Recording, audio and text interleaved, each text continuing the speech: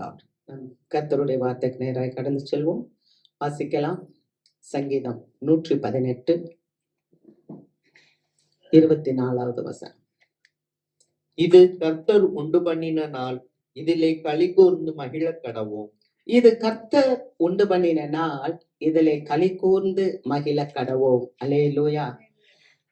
ஆண்டவர் நம்மள சொல்லுறார், இந்த நாள் நான் உண்டு பண்ணின நாள், இதுல நீங்க எப்படி இருங்க? மகிழ்ச்சியா இருங்க. அல்லேலூயா. மகிழ்ச்சியா இருங்க அப்படின்னு ஆண்டவர் சொல்றார். அப்ப நம்ம எப்போதும் என்ன செய்யணும்னா, விசுவாச மக்கள் நம்ம மகிழ்ச்சியா இருக்க கத்துக்கிறோம். ஆமென். இது இங்கிலீஷ்ல சொல்லிருக்கு, this is the day that the Lord hath made. இந்த நாள் ஆண்டவர் உண்டு பண்ணின நாள். இன்றைக்கு நீங்க மகிழ்ந்து களி கூறுங்க. நான் சொல்லுவேன், ஆங்கிலத்துல சொல்லுவாங்க, டுமாரோ நெவர் கம்ஸ். நாளை ஒருபோதும் வராது. நாளைக்கு நம்ம போயிட்டோம்னா அது இன்றைய நாளுன்னு ஆகி போயிடும். அல்லேலூயா. அப்ப ஆண்டவர் நமக்கு சொல்ற காரியம் என்னன்னா, இன்னைக்கு மகிழ்ந்துருங்க, இன்னைக்கு களி கூறுங்க, ரிஜாய்ஸ் இன் த லார்ட். கர்த்தருக்குள்ள நல்ல மகிழ்ச்சியா இருங்க அப்படின்னு சொல்றார். அல்லேலூயா. நேற்றைய தினத்தை நினைச்சுக்கிட்டு நம்ம என்ன பண்ணக்கூடாது? கவலைப்படக்கூடாது. நேத்து இப்படி நடந்துருச்சு, நேத்து இப்படி நடந்துருச்சுன்னு. நேத்தோட போயிடுச்சு. நாளைக்கு என்ன நடக்குமோ அப்படின்னு சொல்லி நம்ம பயப்படக்கூடாது. நாளைக்கு என்ன நடந்தாலும் அது நாளைய தினத்துக்குரிய பாடு. ஆனா இன்னைக்கு நான் மகிழ்ச்சியா இருக்கிறேனா? அல்லேலூயா. ஏன்னா வேதம் இப்படித்தான் சொல்லுது. என்னன்னா, இன்றைக்கே ரட்சணியனா, இன்றைக்கே அனுக்கிரக காலம். ஆமென். இன்றைக்கு அவர் சொல்றாரு, இன்றைக்கு இந்த வீட்டுக்கு மீட்பு வந்தது, ரட்சிப்பு வந்தது. அல்லேலூயா. இன்று காண்கிற எகிப்தியனை இனி நீங்க என்றென்றைக்கும் காண மாட்டீங்க. அல்லேலூயா. இன்று முதல் நான் உன்னை ஆசீர்வதிப்பேன். அப்ப ஆண்டவர் இன்று ஸ்பெஷலே என்ன தெரியுமா? இன்னைக்குதான். அப்ப கர்த்தர் உண்டாக்குற நாள், ஒவ்வொரு நாளும் நமக்கு இனிமையான நாள். இந்த ஆண்டுல இந்த முதல் மாதத்திலே ஆண்டவர் நமக்கு சொல்றார், எப்பொழுதும் சந்தோஷமா இருக்க கத்துக்கிடணும். ஆமென். எப்பொழுதும் மகிழ்ச்சியா இருக்க நம்ம கத்துக்கிடணும். நம்மளுடைய பெலனை ஒடுக்கிறதே எது தெரியுமா? நம்ம பெலனை ஒடுக்கிறதே பயம்தான். பயம். இது நடந்துருமோ, இது நடந்துருமோ. அதனாலதான் ஆண்டவர் நமக்கு சொல்றா, இந்த வேத புஸ்தகத்துல 365 தடவை பயப்படாதே, பயப்படாதே அப்படின்னது. ஏன்னா வருஷத்துக்கு 365 நாட்கள் இருக்கு. ஒவ்வொரு நாளும் நம்முடைய தேவன் நம்மளை பார்த்து, இன்னைக்கு நீ பயப்படாத, இன்றைக்கு உங்களை பார்த்து நீ பயப்படாத. ஏன்னா பயம் வேதனை உள்ளது. பயம் வேதனை உள்ளது. அதனாலதான் நெகேமியா சொல்றாரு 8வது அதிகாரம் 10வது வசனத்துல, கர்த்தருக்குள் மகிழ்ச்சியா இருங்க, அவருக்குள் மகிழ்ச்சியா இருப்பதே உங்களுடைய பெலன். நல்லா புசிங்க, குடிங்க, கொழுமையானதெல்லாம் சாப்பிடுங்க. சாப்பிட்டு நீங்க எப்படி இருக்கணும்னு சொன்னா பெலனா இருங்க. அல்லேலூயா. நம்ம பெலனா இருக்கணும்னா என்ன தெரியுமா? உங்களால முடிஞ்ச அளவு, உங்களுக்கு கஷ்டம் இருக்கலாம், உங்களுக்கு வறுமை இருக்கலாம், உங்களுக்கு தேவை இருக்கலாம், ஆனா உங்களால முடிஞ்ச அளவு நீங்க நன்மை செய்யப்படுங்க. அது உங்களுக்கு பெலன். அல்லேலூயா. தேவனுடைய ராஜ்ய கட்டுமான பணியில உங்களை இணைச்சு கொள்ளுங்க. எப்படியாவது ஒரு ஆத்மாக்காவது நான் ஆண்டவரை பத்தி பேசுவேன் அப்படின்னு சொல்லி பேச பழகுங்க. ஏதாவது ஒரு தேவையில அவங்களுக்கு இருக்கிறாங்கன்னா, அந்த சின்ன சின்ன தேவைகளை உங்களால முடிஞ்ச அளவு செஞ்சு கொடுத்து பாருங்க. உங்களுக்கு மகிழ்ச்சி தானா வரும். அல்லேலூயா. அததான் அவர் சொல்றாரு, புசித்து குடித்து கொழுமையானதெல்லாம் சாப்பிட்டுட்டு ஒன்றும் இல்லாதவர்களுக்கு பங்குகளை அனுப்பி கிறிஸ்துவுக்குள் மகிழ்ச்சியா இருப்பதே உங்களுடைய பெலன் என்று கர்த்தர் சொல்லுகிறார். அல்லேலூயா. அங்க இந்த புதிய ஆண்டுல நல்ல சந்தோஷமா மகிழ்ச்சியா இருக்க கத்துக்கூடாது. இது கர்த்தர் உண்டு பண்ணின நாள், இதிலே களி கூர்ந்து மகிழ கடவோ. பாருங்க, இந்த உலகத்துல ஆண்டவர் எல்லாத்தையும் படைச்சார். வானம் பூமி எல்லாம் படைச்சார். மனிதனை படைச்சார், விலங்குகளை படைச்சார். விலங்குகளுக்கும் உணர்வுகள் உணர்ச்சிகள் உண்டு. அதை போய் நீங்க கிட்டக்க கோபப்படுத்துங்க, அது கோபமாயிரும். யானைக்கு திடீர்னு பார்த்தா மதம் பிடிக்கும், அது யானை பாகனையே தூக்கி போட்டு அடிச்சிடும். ஏன்னா அதுக்கு கோபம் வருது. அது மாதிரி நீங்க விலங்குகள் ஜூல எல்லாம் போய் அதாவது அந்த மிருகங்கள்ட்ட எல்லாம் நீங்க கல்ல கொண்டு போட்டீங்கன்னா அது உங்ககிட்ட பாயிற மாதிரி வரும். அதுக்கு கோபம் வருது. அது மாதிரிதான் மனுஷனுக்கும் உணர்ச்சிகள் இருக்கு, கோபம் வரும். ஆனா எல்லாத்துக்கும் மேல மனுஷனுக்கு மட்டும்தான் சிரிக்க தெரியும். அல்லேலூயா. மனுஷனுக்கு மட்டும்தான் சிரிப்பு உண்டு. அதனாலதான் நம்ம எப்போதுமே எப்படி இருக்கணும்னா மகிழ்ச்சியா இருக்கணும். அல்லேலூயா. நீங்க சந்தோஷமா இருக்கணும். நீங்க மகிழ்ச்சியா இருக்கிறதா கர்த்தருக்கு பிரியமான ஒரு காரியம். சரி, என்னால மகிழ்ச்சியா இருக்க முடியலையே, என்னால சந்தோஷமா இருக்க முடியலையே அப்படின்னு சொன்னா, நீங்க சந்தோஷமா இருக்கிறதுக்கு நீங்க உயிருள்ள தேவன் இயேசுவின் இடத்துல வேண்டுதல் பண்ணுங்க. ஆண்டவரே, எனக்கு சந்தோஷம் வேணும், எனக்கு மகிழ்ச்சி வேணும்னு நீங்க வேண்டுதல் பண்ணும்போது தேவன் அதை கொடுப்பார். ஏன்னா சந்தோஷம் அப்படின்றது பரிசுத்த ஆவியினுடைய கனிகள்ல ஒன்று. நம்ம வாசிக்கிறோம் பாருங்க, கலாத்தியர் புஸ்தகம் 5வது அதிகாரம் 22, 23 வசனங்கள். ஆவியின் கனியோ அன்பு, சந்தோஷம், சமாதானம், நீடிய பொறுமை, தயவு, நற்குணம், விசுவாசம், சாந்தம், இச்சையடக்கம். இப்படிப்பட்டவைகளுக்கு விரோதமான பிரமாணம் ஒன்றும் இல்லை. அல்லேலூயா. ஆவியின் கனி என்னன்னா அன்பு, சந்தோஷம். முதல்ல அன்பு. அதனாலதான் நீங்க சின்ன சின்ன உதவிகள் அல்லது நீங்க ஆண்டவரை பத்தி பேசுங்க. அன்பு, கிறிஸ்துவின் மேல நமக்கு அன்பு இருக்கணும். ஜனங்கள் மேல நமக்கு அன்பு இருக்கணும். ஜனங்க இருள்ல இருக்கிறாங்க, அவங்கள விடுதலை ஆக்கணும். அந்த அன்பு நமக்குள்ள வரணும். 2வது என்னன்னா சந்தோஷம். 3வது சமாதானம். அப்ப ஒரு 9 விதமான கனிகளை சொல்லிட்டு அவர் சொல்றாரு, இதற்கு விரோதமான பிரமாணம் ஒன்றுமே இல்ல. நீங்க சிரிக்க கத்துக்கிட்டீங்கன்னா உங்ககிட்ட வியாதி வராது. நீங்க சிரிக்க கத்துக்கிட்டீங்கன்னா உங்ககிட்ட பிரச்சனை வராது. ஏன்னா உங்ககிட்ட வர்றதுக்கு அது பயப்படும். ஆமென். ஆதியாகமம் 32வது அதிகாரம் 24, 25, 26. யாக்கோபு பிந்தி தனித்திருந்தான். அப்பொழுது ஒரு புருஷன் பொழுது விடியும் அளவும் அவனுடனே போராடி அவனை மேற்கொள்ளாத கண்டு அவனுடைய தொடை சந்தை தொட்டார். அதனால் அவருடனே போராடுகையில் யாக்கோபின் தொடை சந்து துளுக்கிற்று. அவர், நான் போகட்டும், பொழுது விடுகிறது என்றார். அதற்கு அவன், நீர் என்னை ஆசீர்வதித்தால் ஒழிய உம்மை போக விடேன் என்றான். அல்லேலூயா. இங்க ஆண்டவர் யாக்கோபை பத்தி பேசுறார். யாக்கோபு தன்னுடைய தாயை விட்டு, தகப்பனை விட்டு, தன்னுடைய அண்ணன் எல்லாத்தையும் விட்டு அவர் வேற ஒரு தேசத்துக்கு மாமா கிட்ட போயிட்டார். அங்க போய் பல ஆண்டுகள் அவர் வேலையெல்லாம் செஞ்சுட்டு அவர் திரும்பி வர்றார். அவர் திரும்பி சொந்த தேசத்துக்கு வரும்போது ஆண்டவர் தான் சொல்றாரு, நீ போ, திரும்ப உன் சொந்த ஊருக்கு போன்னு சொல்றாரு. இப்ப சொந்த ஊருக்கு வரும்போது அவர் சொல்றாரு, நான் கோலும் தடியுமா போனேன். வெறும் ஒரு கோலை, ஒரு தடி மட்டும்தான் என் கையில இருந்துச்சு.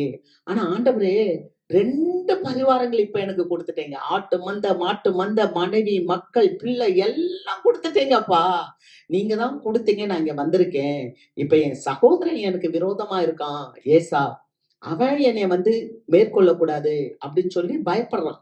பயந்து அன்னைக்காரே இவனை பிடிச்சிருவானோ, ஏன்னா அன்னைக்காரன் ஏமாத்தி சொத்தெல்லாம் வாங்கிட்டு போயிட்டான். இப்ப அண்ணங்காரன் நம்மள பிடிச்சிருவானோன்னு சொல்லி பயத்தோட இருக்கும்போது ஆண்டவர்ட்ட கேக்குறான், நீர் தானே இங்க கொண்டு வந்தீங்க, நீங்க தானே என்னை இங்க கொண்டு போன்னு சொன்னீங்க, இப்ப நான் வந்துட்டேன், நீங்க தான் என்னைய காப்பாத்தணும்னு சொல்லி அண்ணனை மகிழ்விக்கிறதுக்காக நிறைய அண்ணனுக்கு காணிக்கையை கொண்டு வந்திருக்கான். ஆடுகள், மாடுகள், எல்லா ஒட்டகங்கள், எல்லாம் ஏராளமான காரியங்களை வேலைக்காரங்க மூலமா கொடுத்து முன்னால அனுப்பிட்டான். அனுப்பிட்டு பின்னால மனைவி, பிள்ளைங்க எல்லாத்தையும் கூப்பிட்டு அவங்களையும் ஒரு பெரிய ஆறு, நதி, யாப்போக்குன்ற ஒரு நதி இருக்கு, அந்த நதிக்கு அப்பால கொண்டு போய் விட்டுட்டான். யாரு? யாக்கோபு. மனைவிய, பிள்ளைகளை, பரிவாரங்களை, சொத்து சுகங்கள் எல்லாத்தையும் விட்டுட்டான். அங்க வசனத்தை பாக்குறோம், பிந்தி யாக்கோபு தனித்திருந்தான். இதை நான் ஏன் சொல்ல வரேன்னா, எந்த சூழ்நிலைகளிலும் உங்க மகிழ்ச்சியை நீங்க விட்டு விடக்கூடாது. எந்த சூழ்நிலையிலும் உங்களுடைய சமாதானத்தையும் உங்களுடைய சந்தோஷத்தையும் நீங்க இழந்து விடக்கூடாது. நீங்க சந்தோஷமா இருக்க கற்றுக்கொள்ளணும். இயேசு கிறிஸ்துவனுடைய சகோதரர் யூதா, அவர் என்ன சொல்றாருன்னு சொன்னா, 3வது வசனத்துல பொதுவான ரட்சிப்பை குறித்து எழுதணும்னு நான் நினைச்சேன், ஆனா ஒரு விசை ஒப்பு கொடுக்கப்பட்ட விசுவாசத்துக்காக நீங்க போராட வேண்டும் என்று நான் எழுதுறேன் அப்படின்றார். அப்ப நம்ம எல்லாம் விசுவாசிகள். நம்ம எல்லாம் யார் மேல விசுவாசம் வச்சிருக்கோம்? ஆண்டவர் மேல விசுவாசம் வச்சிருக்கோம், இயேசு மேல விசுவாசம் வச்சிருக்கோம், பரிசுத்தாவி மேல விசுவாசம் வச்சிருக்கோம். நம்மளுடைய நம்பிக்கை பிதா, குமாரன், பரிசுத்த ஆவியானோர் மேல இருக்கிறது. அல்லேலூயா. அப்ப அந்த விசுவாசத்தை பெற்ற விசுவாசிகளாகிய நாம் விசுவாசத்துக்காக போராட வேண்டும். அல்லேலூயா. நமக்கு ஒரு போர்க்களம் இருக்கு. நமக்கு ஒரு தனிமையான சூழ்நிலைகள் வரும். அந்த தனிமையான சூழ்நிலைகள்ல நம்ம நினைச்சுக்க கூடாது, நம்ம மனைவி வந்து நிப்பாங்க, நம்ம கணவர் வந்து நிப்பாங்க, நம்ம சகோதர சகோதரிகள் வந்து நிப்பாங்க. இல்ல, நீங்க போராட கத்துக்கணும். அதுதான் கிறிஸ்தவ வாழ்க்கை. இயேசுவானவரோட இருந்த 12 சீஷர்களும் இயேசுவானவரை விட்டு போயிட்டாங்க. இயேசுவானவர் சொல்லுறார் யோவான் 16வது அதிகாரத்துல, எப்பா நீங்க எல்லாம் என்னை விட்டு என்னை தனியே விட்டு விடும் காலம் வரும். நீங்க எல்லாம் என்னை விட்டு போனாலும் பிதாவானவர் என்னை விட்டு போக மாட்டாரு. அல்லேலூயா. அப்ப இந்த நம்பிக்கை, இந்த கான்பிடன்ட் ஒரு தேவ பிள்ளைக்கு இருக்கணும். ஆமென். ஏன்னா ஆண்டவர் சொல்றார், நான் உன் வலதுபுறத்திலே உனக்கு நிழலாய் இருப்பேன். இந்த ட்ரையல் இருக்கு பாத்தீங்களா, இந்த சோதனை, அது கொஞ்ச நேரம் தான். அது ரொம்ப நேரம் நம்மள சூழ்ந்துட்டு வராது. நம்மள டெஸ்ட் பண்ற நேரம் கொஞ்ச நேரம் தான். இந்த பாருங்க, யாக்கோபு எல்லாத்தையும் அனுப்பிட்டு பிந்தி தனித்திருந்தான். அவன் இரவு முழுவதும் ஒரு தூதனோடு போராடி என்று பார்க்க அங்க வசனம் இருக்கு. அவன் போராடினான். எப்படி? இரவு முழுவதும் போராடி அந்த தூதன் யாக்கோபை ஜெயிக்க முடியல. யாக்கோபு தான் ஜெயிச்சுக்கிட்டே இருக்காரு. அல்லேலூயா. தூதன் தோத்துக்கிட்டே இருக்காரு. உடனே இப்ப தூதன் என்ன பண்றாரு? யாக்கோபோடைய சண்டை தொடுறாரு. அப்பதான் அவன் விடுவான். உடனே இவனுக்கு சுளுக்கிருச்சு. அப்ப அந்த தூதன் சொல்றாரு, எனக்கு போதும், என்னை விடு, பொழுது விடிஞ்சிருச்சு, நான் போகட்டும் அப்படின்னும் போது யாக்கோபு சொல்றாரு, நீர் என்னை ஆசீர்வதித்தால் ஒழிய உம்மை நான் போக விட மாட்டேன். அல்லேலூயா. அப்பதான் அந்த தூதன் கேக்குறாரு, உன் பெயர் என்ன அப்படின்னு கேக்குறாரு. என்னுடைய பெயர் யாக்கோபு அப்படின்னு சொல்லும் போது, இனி நீ யாக்கோபு என்று சொல்லப்படாமல் இஸ்ரவேல் என்று அழைக்கப்படுவாயாக. அல்லேலூயா. அந்த போராட்டம் இருக்கு பாத்தீங்களா, அந்த போராட்டம் தான் நம்முடைய வாழ்க்கையில தற்பரிசோதனையை கொண்டு வரும். அல்லேலூயா. ஆண்டவரே, ஏன் இந்த போராட்டம், ஏன் இந்த தனிமை, ஏன் இந்த பாடு? அப்பதான் உனக்கு தெரியும், டேய் அன்னைக்காரனை வஞ்சித்து நீ சொத்த புடுங்கின, அன்னைக்காரனை அப்பாவை ஏமாத்தி நீ போய் அந்த ஆசீர்வாதத்தை வாங்கிக்கிட்ட, அண்ணனுடைய வேஷத்தை நீ போட்டுக்கிட்டு சமைச்சு எடுத்துட்டு போய் அப்பாவை ஏமாத்தி அந்த ஆசீர்வாதத்தை வாங்கிக்கிட்ட. இதெல்லாம் அந்த போராடும் போதுதான் நமக்கு வரும் மனம் திரும்புதல். ஒரு மன திரும்புதல் வரும்போதுதான் நீ இனி எத்தன் என்று அழைக்கப்படாமல் நீ இஸ்ரவேல் என்று அழைக்கப்படுவாயாக, தேவனுடைய பிள்ளை என்று அழைக்கப்படுவாயாக. அல்லேலூயா. நீ பிரின்சஸ் என்று சொல்லிவிட்டார். ஆமென். ஆக இந்த வாழ்க்கையில, இந்த நாட்கள்ல நமக்கு ஒரு பெரிய மனம் திரும்புதல் எப்ப வரும்னா, நமக்கு ஒரு போராட்டம் வருதுன்னா, அந்த போராட்டத்திலும் தேவன் என்னோடு இருக்கிறார், நம்ம மகிழ்ந்து களி கூற வேண்டும். ஆமென். மகிழ்ந்து களி கூற வேண்டும். அந்த நேரத்திலையும் நம்மளை சரிப்படுத்தி, சீர்படுத்தி, ஸ்திரப்படுத்தி, நம்மளை உயிர்ப்பித்து, நம்மளை பெருகச் செய்து, நம்மளை மகிழச் செய்வார். அல்லேலூயா. அதுக்கப்புறம் பாத்தீங்கன்னா அது அப்படியே முடிஞ்சிருச்சு. அதுக்கப்புறம் அவன் போறான், சூரியன் உதயமாயிற்று. அதுக்கப்புறம் அவன் மனைவி, பிள்ளைங்க, ஆடு மாடு எல்லாத்தையும் எடுத்துட்டு போய் அவன் பழுகி பெருகினான் என்று பார்க்க. அல்லேலூயா.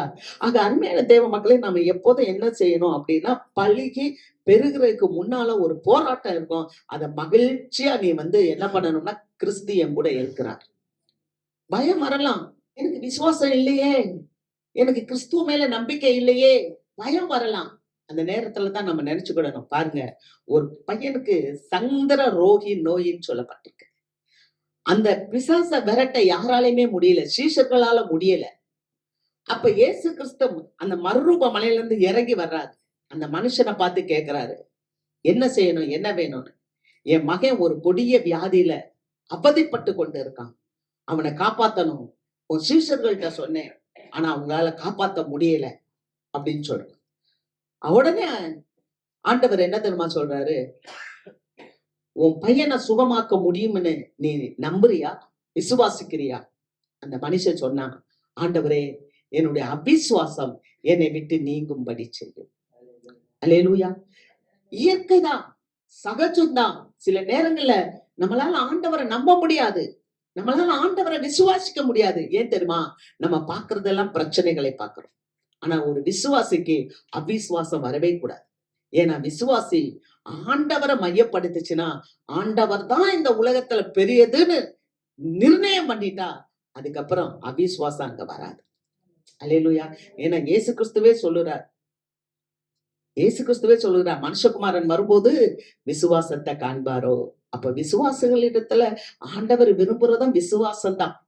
அவரை விசுவாசிக்கணும். ஆமென்.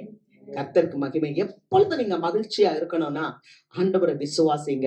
அவர் உங்கள் வலதுபுறத்திலே உங்களுக்கு நிழலா இருக்கிறார். வாசிக்கலாம் சங்கீதம் 5வது அதிகாரம் 11வது வசனம். உம்மை நம்புகிறவர்கள் யாவரும் சந்தோஷித்து உம்மை நம்புகிறவர்கள் யாவரும் சந்தோஷித்து என்னாலும் கெம்பீரிப்பார்களாக. என்னாலும் கெம்பீரிப்பார்களாக. நீர் அவர்களை காப்பாற்றுவீர். நீர் அவர்களை காப்பாற்றுவீர். உம்முடைய நாமத்தை நேசிக்கிறவர்கள் உம்முடைய நாமத்தை நேசிக்கிறவர்கள் உம்மில் களி கூறுவார்கள். உம்மில் களி கூறுவார்களாக. அல்லேலூயா. உம்மகிட்ட அடைக்கலம் புகுவோர் சந்தோஷப்படுவாங்க. ஆமென். நம்ம யாருக்கிட்ட அடைக்கலம் புகுறோம்? தாவீது சொல்லுகிறார், நீர் என் அடைக்கலம், என் கோட்டை, என் தேவன், நான் நம்பி இருக்கிறவர், நீர் என் துர்கம். இல்லையா? அப்ப ஆண்டவருக்குள்ள ஒரு பிள்ளை அடைக்கலம் புகுந்துச்சுன்னா அது சந்தோஷமா இருக்கும். ஏன்னா தேவன் அதை காப்பாற்றுவார். தேவன் அதை காப்பாற்றுவார். நம்மளை ஆண்டவர் காப்பாற்றுவார். நமக்கு அந்த நம்பிக்கை வேணும். ஏன்னா நம்முடைய அடைக்கலம் ஆண்டவர், நம்முடைய இரட்சகர் இயேசு. அவர் நம்மளை காப்பாற்றுவார். அவருக்குள்ள நம்ம சந்தோஷமா இருக்கணும். எப்படி சந்தோஷம் தெரியுமா? கம்பீரித்து களி கூறணுமா, கம்பீர சத்தம். ஆமென். கம்பீரம் இருக்கா? அல்லேலூயா, அல்லேலூயா. இந்த புதிய ஆண்டுல சொன்னீங்க சொல்லணும், கர்த்தர் என் கூட இருக்கிறார். ஆமென். கர்த்தர் என் கூட இருக்கிறார், எனக்குள்ள இருக்கிறார், என்னை சுற்றி இருக்கிறார். நான் சந்தோஷமாக இருப்பேன். ஏன்னா இந்த நாள் வெற்றியின் நாள், இந்த நாள் ஜெயத்தின் நாள், இந்த நாள் சந்தோஷத்தின் நாள், இந்த நாள் எனக்கு சமாதானத்தின் நாள், இந்த நாள் எனக்கு ஆசீர்வாதத்தின் நாள், இந்த நாள் எனக்கு சுகத்தின் நாள், இந்த நாள் எனக்கு கனத்தின் நாள். நீங்க சொல்லி கிளைம் பண்ணி எடுக்கணும். ஏன்னா கர்த்தர் சொல்லி இருக்கிறாரு. 118வது சங்கீதம் 24வது வசனத்துல, இந்த நாள் கர்த்தருடைய நாள், மகிழ்ந்து களி கூற கடவோம். அல்லேலூயா. 2வது ஒரு காரியம் வாசிக்கலாம். சங்கீதம் 64வது அதிகாரம் 10வது வசனம். நீதிமான் கர்த்தருக்குள் மகிழ்ந்து அவரை நம்புவான். செம்மையான இருதயம் உள்ளவர்கள் யாவரும் மேன்மை பாராட்டுவார்கள். நீதிமான் கர்த்தருக்குள் மகிழ்ந்து அவரை நம்புவான். நல்ல பாருங்க, முதல்ல ஆண்டவர் சொன்னாரு, இந்த நாள் மகிழ்ச்சியா இருங்கன்றார். ஒவ்வொரு நாளும் நம்ம மகிழ்ச்சியா இருக்கணும். ஆமென். ஒவ்வொரு நாளும், இன்னைக்கு நாள் நான் மகிழ்ச்சியா இருப்பேன், நாளைக்கு நான் மகிழ்ச்சியா இருப்பேன். ஏன்னா ஆண்டவர் சொன்னார், அந்தந்த நாளுக்குரிய பாடு அந்தந்த நாளுக்கு போதும், நாளைய குறிச்சு கவலைப்படாதே. யார் சொன்னா? இயேசு சொன்னா. நான் கீழ்ப்படிவேன். அல்லேலூயா. மைண்ட்ல நல்ல கவலை பிசாசு கொண்டு வருவான், கவலையை கொண்டு வருவான். நாளைக்கு என்ன பண்ண போற, இந்த காரியம் இவ்வளவு பெருசா இருக்கு, நாளைக்கு என்ன செய்ய போற, நாளைக்கு அதே நாளைக்கு பார்ப்போம். நீங்க நாளைக்குன்னு இன்னைக்கு வியாதியை வாங்கி வச்சுக்கூட கூடாது. அல்லேலூயா. இன்னைக்கு நானு சந்தோஷமா இருப்பேன், இன்னைக்கு நான் மகிழ்ச்சியா இருப்பேன். ஆமென். அதேதான் இப்ப 2வது என்னன்னா, நீதிமான் கர்த்தருக்குள் மகிழ்ந்து அவரை நம்புவான். என்னது மகிழ்ச்சி எங்க இருக்குன்னா ஆண்டவர்கிட்ட. அல்லேலூயா. அவரை நம்பணும். என்ன நம்பணும்னா, திரும்ப சொல்றேன், நீங்களும் நானும் நீதிமான்கள். எத்தனை பேர் ஆமென் சொல்றீங்க? அல்லேலூயா. நீங்களும் நானும் நீதிமான். ரோமர் 5வது அதிகாரம் 8வது வசனம். நாம் பாவிகளாய் இருக்கையில் கிறிஸ்து நமக்காக மரித்ததினாலே தேவன் நம்மேல் வைத்த தமது அன்பை விளங்க பண்ணுகிறார். 9. இப்படி நாம் அவருடைய இரத்தத்தினாலே நீதிமான்கள் ஆக்கப்பட்டிருக்க கோபாக்கினைக்கு நீங்களாக அவராலே நாம் ரட்சிக்கப்படுவது அதிக நிச்சயமாமே. அங்க வசனம் சொல்லுது, நம்ம பாவிகளா இருக்கும் போதே ஆண்டவராக இயேசு கிறிஸ்து நமக்காக சிலுவையில மரித்தார். அல்லேலூயா. 2 காரியத்தை அங்க சொல்லுது. ஒண்ணு, நான் பாவியா இருந்தேன், இயேசு எனக்காக மரித்தார். 2, இயேசு சிந்தின ரத்தத்தினால நான் நீதிமானாக்கப்பட்டேன். நான் தண்டனைக்கு தப்பிச்சிட்டேன். இது எவ்வளவு பெரிய சந்தோஷம். அல்லேலூயா. எவ்வளவு பெரிய சந்தோஷம். நீங்களும் நானும் தண்டனைக்கு தப்பி விட்டோம். ஏதேன்ல ஒரு அம்மா பண்ணின ஒரு பாவம் கீழ்ப்படியாததுனால ஆதாமின் பிள்ளையாய் வாழ்ந்த நான், இப்ப ஆண்டவர் என்னுடைய பாவத்தை மன்னித்து பிந்தின ஆதாமாகிய இயேசுவின் பிள்ளையாக என்னை மாற்றி விட்டதால் நான் நீதிமானாக்கப்பட்டிருக்கிறேன். நான் நீதிமானாக்கப்பட்டதால் நான் எப்பொழுதும் சந்தோஷமா இருந்து கர்த்தரை நம்புவேன். அல்லேலூயா. கர்த்தரை நம்பணும். சில பிள்ளைகளை பார்த்தா இயேசுவே பிடிக்காது. சில மக்கள் இருக்கிறாங்க, ஆண்டவரை அறிக்கை செய்ய மாட்டாங்க. இயேசு கிறிஸ்து தான் பாவத்தின் பரிகாரி. இயேசு கிறிஸ்து தான் நம்மளுடைய பலவீனத்தை போக்க வந்தவர், பாவத்தை போக்க வந்தவர், நம்மளை மன்னிக்கிறதுக்கு இந்த உலகத்துக்கு வந்தவர் இயேசு கிறிஸ்து. நம்ம இயேசு கிறிஸ்துவ அறிக்கை பண்ணாட்டினா, வாயால நம்ம அறிக்கை பண்ணாட்டினா நம்ம பாவம் மன்னிக்கப்படாது. நம்ம பாவம் மன்னிக்கப்படாதுன்னா நம்ம வியாதிகள் நம்மளை விட்டு போவாது. ஒரு மனுஷன் இருந்தா பாத்தீங்களா, கை கால் அசைக்க முடியாம, அப்ப இயேசு விட்ட கொண்டு வராங்க. அப்ப இயேசு சொன்னார், உன் பாவங்கள் உனக்கு மன்னிக்கப்பட்டது. பரிசேயர்களும் வேதபாரர்களும் கேக்குறாங்க, பாவத்தை மன்னிக்க இவர் யாரு? அப்பதான் இயேசு சொல்றாரு, நீ எழுந்து நட. கையும் காலம் கட்டிட்டு 4 பேர் தூக்கிட்டு வந்தாங்க. ஒரு திமிர்வாதக்காரன் என்று சொல்லப்பட்டிருக்கு. ஆனா அவன் பாவங்கள் மன்னிக்கப்பட்டதுன்னு சொன்ன உடனே அவன் எழுந்து நடந்தான். அவன் வீட்டுக்கு போயிட்டான். அவன் படுக்கையை தூக்கிட்டு அவன் வீட்டுக்கு போயிட்டான். இன்னைக்கு உங்களுக்கு எனக்கு ஆண்டவர் அந்த இலவசமான சுகத்தை கொடுத்திருக்கிறதுனால நம்ம சந்தோஷமா இருக்க வேண்டும். அல்லேலூயா. நம்ம இயேசுவை அறிக்கை பண்ணணும்.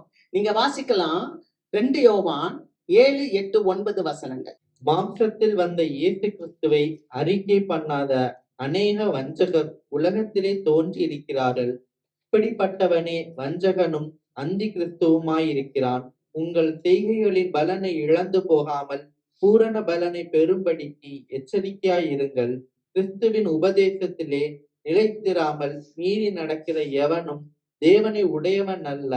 கிறிஸ்துவின் உபதேசத்தில் நிலைத்திருக்கிறவனோ பிதாவையும் குமாரனையும் உடையவன். அல்லேலூயா. பாத்தீங்களா? அப்ப அவர் சொல்றாரு, மாம்சத்தின்படி வந்த இயேசு கிறிஸ்துவை அறிக்கை பண்ணாத அநேக வஞ்சகர்கள் உலகத்திலே தோன்றி இருக்கிறார்கள். உலகத்துல இருக்காங்க. அவங்க இயேசுன்னு பேர் சொல்லவே மாட்டாங்க. ஏன்னா அவங்களுக்கு அது பிடிக்காது. அவங்க வஞ்சகர்கள். இப்படிப்பட்ட வஞ்சகன் அந்தி கிறிஸ்து. அப்ப இனி வர காலம் அந்தி கிறிஸ்துவின் காலம். அவனுக்கு இயேசுவை பிடிக்காது. உங்களுக்கு தெரியும், நம்ம கிறிஸ்துமஸ் மெசேஜ் பார்த்தோம். இயேசுவானவர் பிறந்திருக்கிறார்னு சொன்ன உடனே மேய்ப்பர்கள் எல்லாம் சந்தோஷப்பட்டாங்க. ஒரு கூட்டம் சந்தோஷப்பட்டுச்சு. ஆனா இன்னொரு பக்கம் ஒரு கூட்டம் இருந்துச்சு. ஏரோது ராஜா, அவன் கலங்கினான். என்னது? இயேசுவா? இயேசு பிறந்தது ஏன் கலங்கணும்? ஏன் பயப்படணும்? இயேசுவானவர் இப்பதான் குழந்தையா பிறந்திருக்கிறார். உடனே அவனுக்கு கலக்கம். என்ன சொல்றான் தெரியுமா? 2 வயசுக்கு கீழே இருக்க எல்லா குழந்தையும் கொலை செஞ்சு போடு. அப்ப இயேசு பேர்ல எவ்வளவு பயம். அல்லேலூயா. அப்ப இயேசுவை அறிக்கை செய்யாத ஒரு கூட்டம் இருக்கு. அது வஞ்சகர்கள், அது அந்தி கிறிஸ்து. அது இப்போது உலகத்துல தோன்றி விசுவாசிகளை கெடுத்து கொண்டு இருக்கு. விசுவாச மக்களை கெடுத்து கொண்டு இருக்கு. இயேசு கிறிஸ்து தெய்வம் இல்ல, ஆனா இயேசுதான் தெய்வம். இயேசுவும் தெய்வம் இல்ல, இயேசு தெய்வம். அல்லேலூயா. அவர் பிதா, குமாரன், பரிசுத்த ஆவியானவர், மூவொரு தேவன். 3 பேருமே.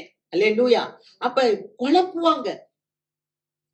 நீங்க அந்த வஞ்சக கூட்டத்துல சேரக்கூடாது. அவர் சொல்றாரு பாருங்க, 8வது வசனம், உங்கள் செய்கைகளின் பலனை இழந்து போகாமல் பூரண பலனை பெரும்படிக்கு எச்சரிக்கையா இருங்க. வீடுகள் தோறும் கூட வந்து சொல்லுவாங்க, பிதா ஒருவர் தான் தெய்வம்.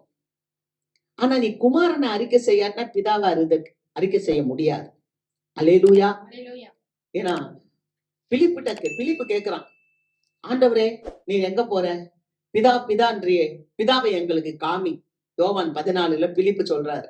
அப்ப ஆண்டவர் சொல்றாரு, பிலிப்பு இவ்வளவு நாள் என் கூட இருந்தேடா, உனக்கு இன்னும் இது கூட தெரியலையா? நானும் பிதாவும் ஒன்றாய் இருக்கிறோம். அல்லேலூயா. என்னை கண்டவன் பிதாவை கண்டான் என்று சொல்ற. அப்ப 2 பேரும் ஒன்னா இருக்கிறாங்க. நீ குமாரனை அறிக்கை செய்யாம பிதா கிட்ட போக முடியாது. ஏன்னா குமாரன் தான் வழி. He is the way, he is the truth and he is the life. நானே வழியும் சத்தியமும் ஜீவனுமாய் இருக்கின்றாரு. அவர் வழியாதான் பிதாவின் இடத்தில் போக முடியும். அப்ப இன்னைக்கு அநேக வஞ்சகர்கள் இருக்கிறாங்க. இயேசுவை ஏற்றுக்கொள்ள மாட்டாங்க, இயேசுவை சொல்ல மாட்டாங்க. இப்படிப்பட்டவங்க இப்ப வீட்டுக்கு வந்து சில நாங்க இந்த இது அந்த இதுன்னு சொல்லிட்டு உங்களை வந்து கெடுக்க வருவாங்க. நீங்க புரிஞ்சுக்கிடணும். இயேசுவை அறிக்கை பண்ணாதவங்களோட நீங்க என்ன பண்ணக்கூடாதுன்னா சகவாசம் வச்சுக்கிட கூடாது. அடுத்த வசனம் அவர் சொல்றாரு, இப்படிப்பட்டவர்கள் கிறிஸ்துவின் உபதேசத்தில் நிலைத்திராமல் மீறி நடக்கிற எவனும் தேவனை உடையவன் அல்ல. கிறிஸ்துவின் உபதேசத்தில் நிலைத்திருக்கிறவன் தான் பிதாவையும் குமாரனையும் உடையவன். அல்லேலூயா. இயேசுவில நிலைச்சிருக்கும் போதுதான் நம்ம வந்து பிதாவையும் குமாரனையும் உடையவர்களா இருப்போம். அதனால அவர் சொல்றாரு அடுத்த வசனத்துல, இப்படிப்பட்டவங்களுக்கு வாழ்த்துதல் சொல்லாதீங்க, இப்படிப்பட்டவங்களை உங்க வீடுகள்ல ஏற்றுக்கொள்ளாதீங்க. இப்படிப்பட்டவங்களுக்கு நீங்க துணை போனா நீங்களும் அவங்களுடைய பாவத்துல நிக்கிறீங்க. அல்லேலூயா. அப்ப இயேசுவை மறுதலிக்கிற கூட்டத்துக்குள்ள நீங்க போனா உங்களுக்கு மகிழ்ச்சி இருக்காது. நம்ம பழைய ஏற்பாட்டுல பாக்குறோம், எகிப்துல இருந்து ஜனங்க வந்தாங்க. ஆனா அவங்க கூடயே இன்னொரு கலப்பு வந்துருச்சு, அந்நிய ஜாதி. அதனால அவங்களோட கலந்து போனனால இந்த இஸ்ரவேல் ஜனங்க முறுமுறுத்துட்டு அழுதுட்டு எப்போதும் பயந்துகிட்டு நாங்க என்னத்தை சாப்பிடுவோம், எங்களுக்கு ஒண்ணுமே இல்லையே. இல்லையா? நம்ம மகிழ்ச்சியை கெடுக்கக்கூடிய காரியங்கள்ல நம்ம போய் அவங்களோட ஃபெல்லோஷிப் வச்சுக்கிட கூடாது. அல்லேலூயா, அல்லேலூயா. நம்ம ரொம்ப எச்சரிக்கையா இருக்கணும். வாசிக்கலாம் ஏசாயா புஸ்தகம் 12வது அதிகாரம் 3வது வசனம். நீங்கள் இரட்சிப்பின் ஊற்றுகளில் இருந்து மகிழ்ச்சியோட தண்ணீர் மொண்டு கொள்வீர்கள். நீங்கள் இரட்சிப்பின் ஊற்றுக்களில் இருந்து மகிழ்ச்சியோட தண்ணீரை மொண்டு கொள்வீர்கள். அப்ப ரட்சிப்பின் ஊற்ற கொடுக்கிறது ஆண்டவராகிய இயேசு கிறிஸ்து. நான் கொடுக்கும் தண்ணீரை குடிக்கிறவனுக்கு ஒரு காலம் தாகம் உண்டாயிராது. அல்லேலூயா. அது அவனுக்குள்ளாக இருந்து ஊறுகின்ற ஜீவ ஊற்று. அப்ப அந்த ரட்சிப்பின் ஊற்றை நம்ம பெற்றுக்கொள்ள வேண்டும். அதனாலதான் யோவேல்லையே பாக்குறோம், தேசமே பயப்படாதே, மகிழ்ந்து களிக்கூறு, கர்த்தர் பெரிய காரியங்களை செய்வார். அல்லேலூயா, அல்லேலூயா.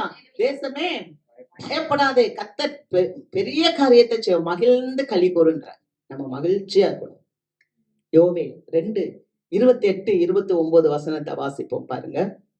அதற்கு பின்பு நான் மாம்சமான யாவர் மேலும் என் ஆவியை ஊற்றுவேன். அப்பொழுது உங்கள் குமாரரும் உங்கள் குமாரத்திகளும் தீர்க்க தரிசனம் சொல்லுவார்கள். உங்கள் மூப்பர் சொப்பனங்களையும் உங்கள் வாலிபர் தரிசனங்களையும் காண்பார்கள். ஊழியக்காரர் மேலும் ஊழியக்காரிகள் மேலும் அந்நாட்களிலே என் ஆவியை ஊற்றுவேன். ஹல்லேலூயா.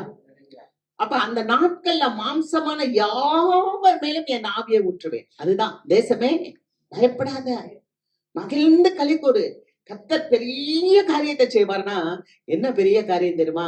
பெரியோர் மேலும் சிறியோர் மேலும் வாலிபர்கள் மேலும் முதியோர் மேல மூப்பர் மேல வேலைக்காரர்கள் மேல வேலைக்காரிகள் மேல எல்லார் மேலேயும் ஆண்டவர் அவருடைய ஆவியை, பரிசுத்த ஆவியை ஊற்றுவார்.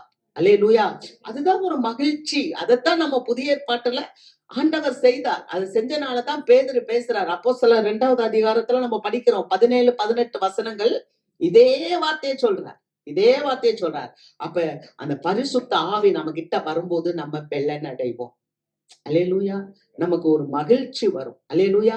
ஆவியின் கனிகள் அன்பு, சந்தோஷம், சமாதானம். அப்ப அந்த மகிழ்ச்சி எங்க இருக்குன்னா ஆவிக்குள்ள இருக்கு. அந்த பரிசுத்த ஆவியானவர் என்னை நிரப்பும் போது அந்த சந்தோஷம் எனக்குள்ள வந்துருது. ஆமென். அந்த சந்தோஷம் வந்துச்சுன்னா என்ன ஆயிரும் தெரியுமா? சந்தோஷம் வந்து உங்களுக்கு என்ன ஆகும் தெரியுமா? சங்கீதக்காரர் சொல்லுகிறார், சங்கீதம் 4வது அதிகாரம் 7வது வசனம். அவர்களுக்கு தானியமும் திராட்சரசமும் பெருகி இருக்கிற காலத்தின் சந்தோஷத்தை பார்க்கிலும் அதிக சந்தோஷத்தை என் இருதயத்தில் தந்தீர். அவர்களுக்கு தானியமும் திராட்சரசமும் பெருகி இருந்த காலத்தை பார்க்கிலும் அதிக சந்தோஷத்தை என் இருதயத்துல கொடுத்தீர். அல்லேலூயா. இன்னைக்கு நம்ம எதுக்கு வரோம்? அந்த மகிழ்ச்சிக்காக வர்றோமா? நீங்க யோசிக்கணும். உலகத்துல நிறைய மக்கள் இருக்கிறாங்க. சிலருக்கெல்லாம் நல்ல ஆகாரம் இருக்கு, நல்ல உணவு, நல்ல பணம், நல்ல வசதி. ஆனா அவங்களுக்கு என்ன இல்ல? மகிழ்ச்சி இல்ல. அதனாலதான் தாவீது ஜெபிக்கிறார். தேவ தயவினால் மாத்திரம்தான் ஒரு மகனுக்கு மகிழ்ச்சி வர முடியும். அல்லேலூயா. தேவன்கிட்ட ஜெபிக்கும் போது என் ஜெபத்துக்கு பதில் வேண்டும் என்று அவர் ஜெபிக்கிறார். அந்த 4வது அதிகாரம் சங்கீதம் என்னன்னா, நான் ஜெபிக்கும் போது என் கூப்பிடுதலுக்கு கர்த்தர் எனக்கு பதில் கொடுக்க வேண்டும். ஆமென். அது மகிழ்ச்சி. நீங்க வந்து ஆண்டவரே எனக்கு இதெல்லாம் தேவை, இதெல்லாம் செய்யுங்கன்னு சொல்லிட்டா அவர் பேசாமலே இருந்தா எப்படி இருக்கும்? அவர் பதில் தராம இருந்தா எப்படி இருக்கும்? அப்ப மகிழ்ச்சி என்பது நான் ஆண்டவரிடத்துல பேசும்போது ஆண்டவர் எனக்கு பதில் தர வேண்டும். மகிழ்ச்சி என்பது ஆண்டவருடைய தயவு என் வாழ்க்கையில வெளிப்பட வேண்டும். மகிழ்ச்சி என்பது நான் பெற்றிருக்கிற ஆகாரத்திலும் நான் வச்சிருக்கிற திராட்சை ரசத்திலும் அல்ல, அதற்கு மேலான ஒரு சமாதானம், ஒரு சந்தோஷம், ஒரு மகிழ்ச்சி என் உள்ளத்துல இருக்கிறது. அல்லேலூயா. இந்த வேதத்துல அந்த நாட்கள்ல எல்லாம் டாய்லெட் இருக்காது. இன்னைக்கு நமக்கு நாகரீகமா வீடுகள்ல நம்ம டாய்லெட் வச்சிருக்கோம். அன்னைக்கு டாய்லெட் இருக்காது. அப்ப பைபிள்ல இருக்கு, நீ மல ஜலாதிக்கு போகும்போது, அதாவது மலம் கழிக்க நீ போகும்போது அது ஒரு தனி இடமா இருக்கும். நீ கையில ஒரு கோலை எடுத்துட்டு போன்னுவார். நீ கையில ஒரு கொம்பை எடுத்துட்டு போய் குழி தோண்டி அதுல நீ உன் கழிவுகளை கழித்து விட்டு அதுல மூடி போட்டுறோம். மண்ணை எடுத்து மூடிடணும். இல்லாட்டா அதுல இருந்து என்ன போகும்? கிருமி பரவி நோய் உண்டாகும். இன்னைக்கு பாருங்க, நம்ம வீடுகள் பக்கத்துல வரிசையா நாய் டாய்லெட் போயிருக்கும். தொற்றுகள் எங்கிருந்து வருது? நாய் யூரின் போகும், நாய் டாய்லெட் போகும், சின்ன பிள்ளைங்க அங்க ரோட்லயே உட்கார வச்சிருவோம். அந்த இடத்துலயே நம்ம எல்லாமே செய்வோம். ஏன்னா அதை ஏன் மூடி போடணும்? அதுல இருக்கிற ஈக்கள் நம்ம மேல உட்கார்ந்தா அதுல இருக்க அந்த பாக்டீரியாக்கள், அதுல இருக்கிற அந்த நோய் கிருமிகளை கொண்டு நமக்குள்ள வச்சிரும். அந்த நாட்கள்ல ஒரு மண்சட்டியில கூட நீ சமைச்சா அந்த மண்சட்டி கீறி இருந்தா அதுக்குள்ள கூட பாக்டீரியாக்கள் இருக்கும். அதனால அதை உடைச்சு போடு. சொப்பு பாத்திரத்துல அப்படின்லாம் எல்லாமே இந்த வேதத்துல சொல்லப்பட்டிருக்கு. எலிகள் வீட்டுக்குள்ள வரக்கூடாது, எலிக்காய்ச்சல், பல்லி வரக்கூடாது. பல ஆயிரம் ஆண்டுகளுக்கு முன்னால, ஏறக்குறைய 2000 4000 வருஷத்துக்கு முன்னாலேயே இந்த வேதத்துல உங்களுக்காக எனக்காக நல்ல ஆலோசனைகளை கர்த்தர் கொடுத்திருக்கிறார். ஆனா இன்னைக்கு நமக்கு அவன் வைரஸ கொடுக்க வேண்டிய அவசியம் இல்லை. நம்ம சுத்தத்தை காத்துக்கொள்ள, நம்ம சுத்தத்தை, நம்ம தெருவுல, நம்ம ரோட்டு பக்கத்துல நம்ம அசுத்தம், இன்னைக்கெல்லாம் அந்த காரியங்கள் எல்லாம் சுத்தமா இருன்றத பைபிள் சொல்லியிருக்கு. கிருமியில இருந்து தப்பிக்கணும், வியாதியில இருந்து தப்பிக்கணும். அதுக்கு ஆண்டவர் உங்களுக்கு எனக்கு நிறைய நல்ல ஆலோசனைகளை சொல்லியிருக்கு. அதெல்லாம் நம்ம கேட்டு அதன்படி செஞ்சா அது மகிழ்ச்சி தானே. அல்லேலூயா. யாராவது என்ன நடந்துட்டு போகுது? நம்ம பகுதியை சுத்தமா வைக்கிறதுக்கு முனிசிபாலிட்டி காரணம், கார்பரேஷன் காரணம் வர வேண்டிய அவசியம் இல்லை. நமக்கு ஆண்டவர் 6 ரூபாய் அறிவை கொடுத்திருக்கிறார். என் வீட்டு வாசல நான் சுத்தமா வைக்க முடியாதா? அல்லேலூயா. ஒவ்வொருத்தருக்கும் அந்த உணர்வு இருக்கு. என் வீட்டு மட்டும் சுத்தமா இருந்தா இல்ல, மற்றவங்க வீட்டு பக்கமும் அந்த அசுத்தத்தை அனுப்பக்கூடாது. அல்லேலூயா.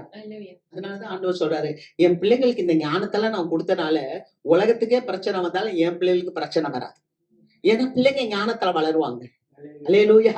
கர்த்தருக்கு மகிமை. 3வது காரியத்தை பார்ப்போம். இதுதான் பரிசுத்த ஆவி. இந்த பரிசுத்த ஆவி நமக்குள்ள வரும்போது சந்தோஷம். பரிசுத்த ஆவி வரும்போது நமக்கு பகுத்தறிவு.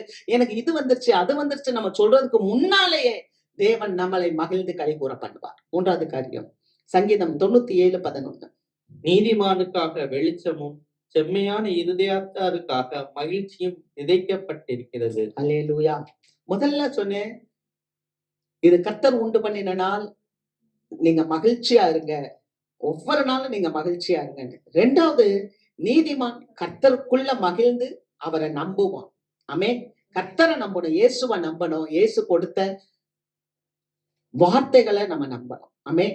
அவர் கொடுத்த பரிசுத்த ஆவியை நம்ம காத்துக்கொள்ளணும். மூன்றாவது, நீதிமானுக்காக மகிழ்ச்சி விதைக்கப்பட்டு இருக்கிறது. இயேசுவின் ரத்தத்துல கழுவப்பட்ட உங்களுக்காக எனக்காக என்ன இருக்குன்னா, மகிழ்ச்சியை தேவன் விதைத்து இருக்கிறார். அல்லேலூயா. ம். ஆண்டவர் நமக்கு மகிழ்ச்சியை விதைத்திருக்கிறார். எனக்கு ஒரே ஆச்சரியமா இருந்துச்சு. அது எப்படி அது எப்படி மகிழ்ச்சி எப்போதும் ஒரு மனிதனுக்கு இருக்கும் அப்படின்னும் போது, பஞ்ச காலத்துல ஒரு மனுஷன் பேசுற வார்த்தையை பார்த்தேன். ஆபகு 3வது அதிகாரம் 17, 18, 19 வசனத்தை வாசிக்கும் போது ஆபகு சொல்றாரு, அத்திமரம் துளிர் விடாமல் போனாலும், திராட்சை செடி பழம் கொடுக்காமல் போனாலும், ஒலிவ மரம் பலன் கொடுக்காமல் போனாலும், மந்தையில ஆடுகள் இல்லாமல் போனாலும், தொழுவத்துல மாடுகள் இல்லாமல் போனாலும், அவர் சொல்றாரு, நான் கர்த்தருக்குள் மகிழ்ச்சியா இருப்பேன். வயல்வெளியில தானியம் இல்லாட்டாலும் சரி, என்ன இல்லாம இருந்தாலும் சரி, அவர் சொல்றாரு, நான் கர்த்தருக்குள் மகிழ்ச்சியா இருப்பேன். என் ரட்சிப்பின் தேவனுக்குள் நான் மகிழ்ந்து களி கூறுவேன். அல்லேலூயா. அல்லேலூயா. அப்படி இருக்க முடியுமா? அவர் சொல்றாரு, என் கால்களை அவர் மான் கால்கள் போல் ஆக்கி என்னை உயர்ந்த ஸ்தலங்களில் ஏறி நடக்க பண்ணுவார். ஒரு காலம் வரும், அது பஞ்சகாலம். அது உலகத்துக்கே பஞ்சகாலம். அது ஒரு இருண்ட காலம். ஆனா அப்படிப்பட்ட இருண்ட காலத்துல வந்தா கூட நான் என்ன பண்ண மாட்டேன்னா, பயப்பட மாட்டேன். நான் மகிழ்ச்சியா இருப்பேன். ஆமென். ஏன் தெரியுமா? நமக்கு மகிழ்ச்சி விதைக்கப்பட்டிருக்கு. இந்த விளக்கப்பட்ட வேதாகமம்ன்ற புஸ்தகத்துல தானியேலை பத்தி ஒரு கதை இருக்கு. தானியேலும் அரக்கப்பாம்பும் அப்படின்ற டைட்டில்ல வரும். இந்த தானியேல் என்ன பண்ணிட்டாராம், தானியேலை கொண்டு போய் நேபுகாத்நேச்சார் சிறையிருப்புல போட்டார். இப்ப அவன் சிறைச்சாலையில சிங்கங்களின் நடுவுல இருக்கிறான். இப்ப ஆண்டவர் என்ன பண்றாராம், பிதாவான தேவன் அதுல இருக்கு இந்த விளக்கப்பட்ட வேதாகமத்துல, ஆமோஸ் தீர்க்கதரிசியை கூப்பிட்டு, அங்க தானியேல் சிங்கக்கபில இருக்கான், அவனுக்கு பசிக்கும், நீ சாப்பாடு எடுத்துட்டு போ. அல்லேலூயா. அவனுக்கு பசிக்கும், நீ சாப்பாடு எடுத்துட்டு போனும்போது, அந்த ஆமோஸ் தீர்க்கதரிசி சொல்றாரு, அவர் எங்க இருக்கிறாருன்னு எனக்கு தெரியாதுன்னும் போது, நீ கஞ்சி கலையத்தை கையில வச்சுக்கோன்னு சொல்லிட்டு அந்த தூதன் அந்த ஆமோசனுடைய தலைமுடியை தூக்கிட்டு அப்படியே வந்து தானியேலுடைய சிங்கக்கபில போட்டார். அப்புறம் அந்த தானியேல் அந்த சாப்பாடை வாங்கி சாப்பிட்டார் என்று விளக்கப்பட்ட வேதாகமத்துல இருக்கு. அல்லேலூயா. இதுதான், ஒண்ணுமே இல்லாட்டாலும் ஒரு தீர்க்கதரிசியை தேவன் நடத்துவார். ஒரு தேவ பிள்ளைய தேவன் நடத்துவார். அல்லேலூயா. எதுவுமே இல்லைனாலும் நமக்கு என்ன இருக்கணும்னா, பாடுகளிலும் மகிழ்ச்சியை நாம் கற்றுக்கொள்ள வேண்டும். இந்த உலகத்துல எந்த பாடுகள் வந்தாலும் தேவன் மேல நம்பிக்கை வச்சு கர்த்தர் என்னை காப்பாற்றுவார். அல்லேலூயா. கர்த்தர் என்னை நேசிக்கிறார், அந்த நம்பிக்கை இருக்கணும். நம்மளை பஞ்ச காலத்துல போஷிக்கிற தேவன் நம்முடைய தேவன். அல்லேலூயா. நம்ம விசுவாசிக்கணும். உபத்திரவத்துல தேவன் நம்மளை பாதுகாக்கிறவர். ஒரு தேவனுடைய அப்போஸ்தலர்களை கொண்டு போய், ஆண்டவருடைய அப்போஸ்தலர்களை கொண்டு போய் சிறைச்சாலையில போட்டாங்க. சிறைச்சாலைக்குள்ள போட்டு சிறையை பூட்டிட்டாங்க. இப்ப திரும்ப அந்த சதுசேயர்கள் எல்லாரும் என்ன பண்றாங்க, அவனை போய் திறந்து கொண்டு வா அப்படின்னும் போது, அங்க சிறைச்சாலை பூட்டி இருக்கு, ஆனா உள்ள ஆள் இல்லை. அல்லேலூயா. நமக்கு வர்ற உபத்திரவத்துல தேவன் நம்மளை காப்பாற்றுவார். ஆமென். ஆமென். இயேசுவை நேசிக்கிற பிள்ளைக்கு அற்புதம் நடக்கும். இயேசுவை நேசிக்கிறவங்களுக்கு அற்புதம் நடக்கும். உண்மையாய் அவரை நோக்கி கூப்பிடுறவங்களுக்கு நிச்சயமா விடுதலை உண்டு.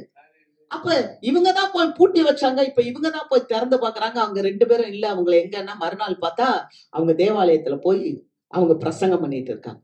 அல்லேலூயா. அதுக்கப்புறம் அவங்க என்ன சொல்றாங்க, வசனத்தை வாசிப்போம். 5வது அதிகாரம் 41.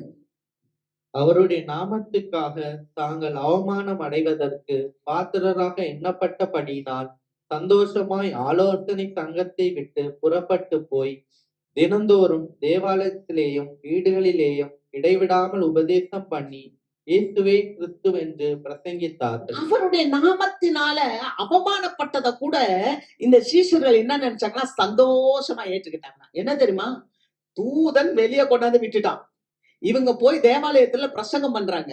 இப்ப ஜனகரிப் சங்கம் திரும்ப அவங்கள கூட்டிட்டு வந்து இனிமேல் இந்த நாமத்தை குறிச்சு நீ பேசவே கூடாது சொல்லி அவமானப்படுத்தி அடிச்சாலும் இவங்க அதை நினைச்சு சிரிக்கிறாங்களாம், சந்தோஷப்படுறாங்க. சந்தோஷப்பட்டு தொடர்ந்து அவர்கள் வீடுகள் தோறும் போய் தேவனை குறித்து பிரசங்கம் பண்ணினாங்க. அல்லேலூயா. பாடுகளிலேயே மகிழ்ச்சியா இருக்க நம்ம கத்துக்கிடணும். ஆமென். நீங்க சாதாரணமா நினைச்சுக்கிடாதீங்க. அப்போஸ்தலர் நடபடிகள் 16வது அதிகாரம் 23 வாசிப்பா. அவர்களை அநேக அடி அடித்த பின்பு சிறைச்சாலையிலே வைத்து அவர்களை பத்திரமாய் காக்கும்படி சிறைச்சாலைக்காரனுக்கு கட்டளையிட்டார்கள். ம். அவன் இப்படிப்பட்ட கட்டளையை பெற்று அவர்களை காவல் அறையிலே அடைத்து அவர்கள் கால்களை தொழுமரத்தில் மாட்டி வைத்தான். ம். நடுராத்திரியிலே பவுலும் சீலாவும் ஜெபம் பண்ணி தேவனை துதித்து பாடினார்கள். காவலில் வைக்கப்பட்டவர்கள் அதை கேட்டுக்கொண்டிருந்தார்கள். அல்லேலூயா.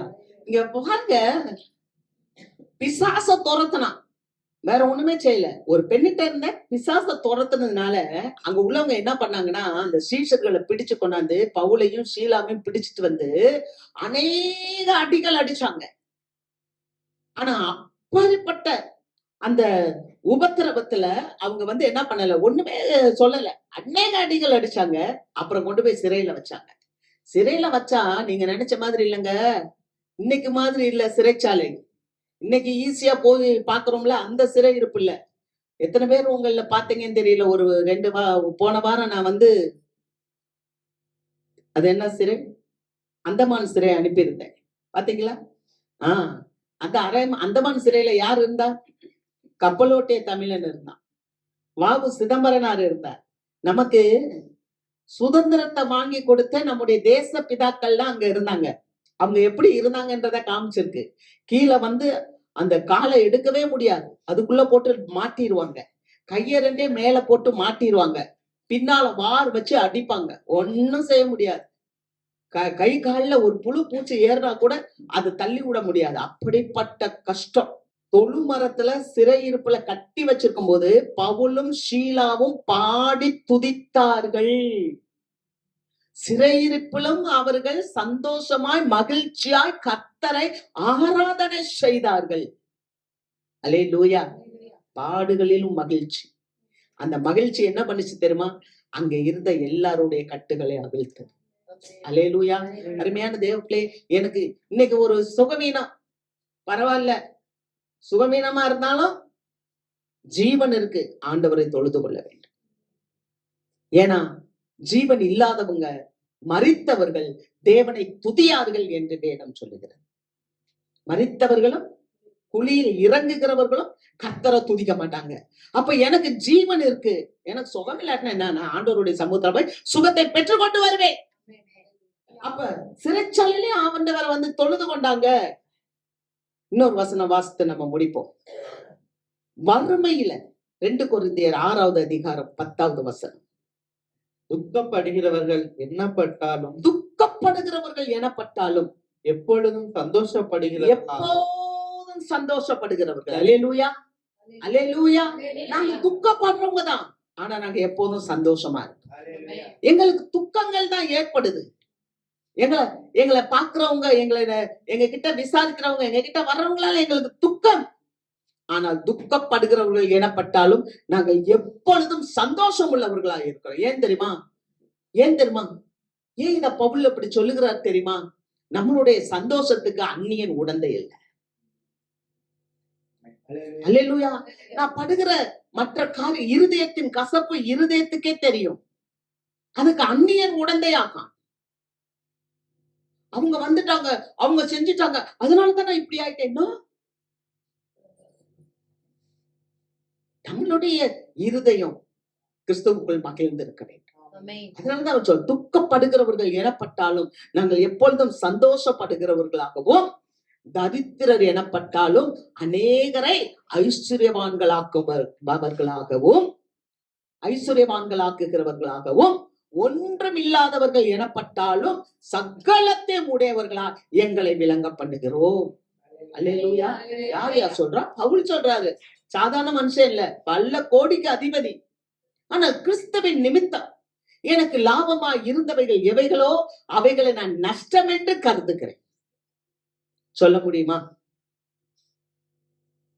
கிறிஸ்துவின் நிமித்தம் எனக்கு வருகிற பாடுகள், கிறிஸ்துவின் நிமித்தம் எனக்கு வருகிற நிந்தைகள், கிறிஸ்துவின் நிமித்தம் எனக்கு வருகிற அவமானங்கள் எல்லாவற்றிலும் நான் மகிழ்ச்சியா இருப்பேன். அல்லேலூயா. அதுதான் இயேசு கிறிஸ்து சொல்லுகிறார். மத்தேயு 5:11. என் நிமித்தம் உங்களை நிந்தித்து துன்பப்படுத்தி பலவித தீமையான மொழிகளையும் உங்கள் பேரில் பொய்யாய் சொல்வார்களானால் பாக்கியவான்களாய் இருப்பீர்கள். சந்தோஷப்பட்டு களி கூறுங்கள், பரலோகத்தில் உங்கள் பலன் மிகுதியாய் இருக்கும். உங்களுக்கு முன்னிருந்த தீர்க்கதரிசிகளையும் அப்படியே துன்பப்படுத்தினார்கள். அல்லேலூயா. இயேசுவானவர் சொல்லுகிறார், மக்களை பார்த்து சொல்லுகிறார், என் நாமத்து நிமித்தம் உங்களை நிந்தித்தாங்களா, அவமானப்படுத்தினாங்களா, உங்களை துக்கப்படுத்துறாங்களா, சந்தோஷப்படு. நீ பாக்கியவான், நீ பாக்கியவதி. ஏன்னா பரலோகத்துல உனக்கு மிகுந்த சந்தோஷம். அல்லேலூயா. உனக்கு பரலோகத்துல வைக்கப்பட்டு இருக்கிறது அவர் சொல்றாங்க, இயேசுவானவர் சொல்லுகிறார். அங்க அருமையான மக்களே, நிறைய காரியங்கள் இருக்கு, நிறைய காரியங்கள் நமக்கு இதுல கொடுக்கப்பட்டிருக்கு. நம்ம இதெல்லாம் சொல்லிக்கிட்டே போனா நமக்கு நேரமே பத்தாது. நமக்கு இந்த 3 காரியங்கள் மட்டுமே போதும் நான் நினைக்கிறேன். பஞ்ச காலத்துல நம்ம சந்தோஷமா இருக்க கத்துக்கிடணும். உபத்திரவ நேரத்துல நம்ம சந்தோஷமா இருக்க கத்துக்கிடணும். வறுமை நேரத்துல, சிறையின் நேரத்துல நம்ம சந்தோஷமா இருக்க கத்துக்கொள்ள வேண்டும். அல்லேலூயா. ஆகவேதான் எபிரேயர் ஆக்கியோன் சொல்லுகிறார், 12வது அதிகாரம் எபிரேயர் 12:1, ஆகையால் மேகம் போன்ற இத்தனை திரளான சாட்சிகள். பாத்தீங்களா, இன்னைக்கு நான் சொன்னேன், கவனிங்க, மகிழ்ச்சியா இருங்க, இந்த நாள்ல மகிழ்ச்சியா இருங்க. நீங்க நினைப்பீங்க, பாஸ்டமா சம்பந்தம் இல்லாம பேசுறாங்கன்னு. நீ பேசுனத ஃபுல்லா காது கொடுத்து கேட்டிருந்தா ஆவியானவர் பேசியிருப்பார். உனக்கு ஒரு சூழ்நிலையில நீங்க கடந்து போகும்போது, ஒரு நெருக்கத்துல நீங்க கடந்து போகும்போது, தேவ ஆவியானவர் உங்களுக்கு ஞானத்தை கொடுத்து உங்களை பயிற்றுவித்து அந்த சூழ்நிலையில இருந்து தூக்கி எடுப்பார். அதுக்குரிய அத்தனை காரியத்தை இன்னைக்கு நமக்கு பேசியிருக்கிறார். அதனாலதான் அவர் திரும்ப சொல்றார், மேகம் போன்ற இத்தனை திரளான சாட்சிகள் நம்மை சூழ்ந்து கொண்டு இருக்க, பாரமான யாவற்றையும் நம்மை நெருக்கி கொண்டிருக்கிற பாவத்தையும் உதறி தள்ளிவிட்டு விசுவாசத்தை துவக்கிறவரும் அதை முடிக்கிறவருமான இயேசு கிறிஸ்துவை நோக்கி நீங்க பொறுமையா ஓடுங்க. அல்லேலூயா. உங்க மகிழ்ச்சிக்கு, உங்க ஆசீர்வாதத்துக்கு, உங்கள் வெற்றிக்கு ஆண்டவர் கொடுக்கிற வார்த்தை இது. இந்த வார்த்தையை நீங்க கேட்டுட்டு நீங்க போங்க.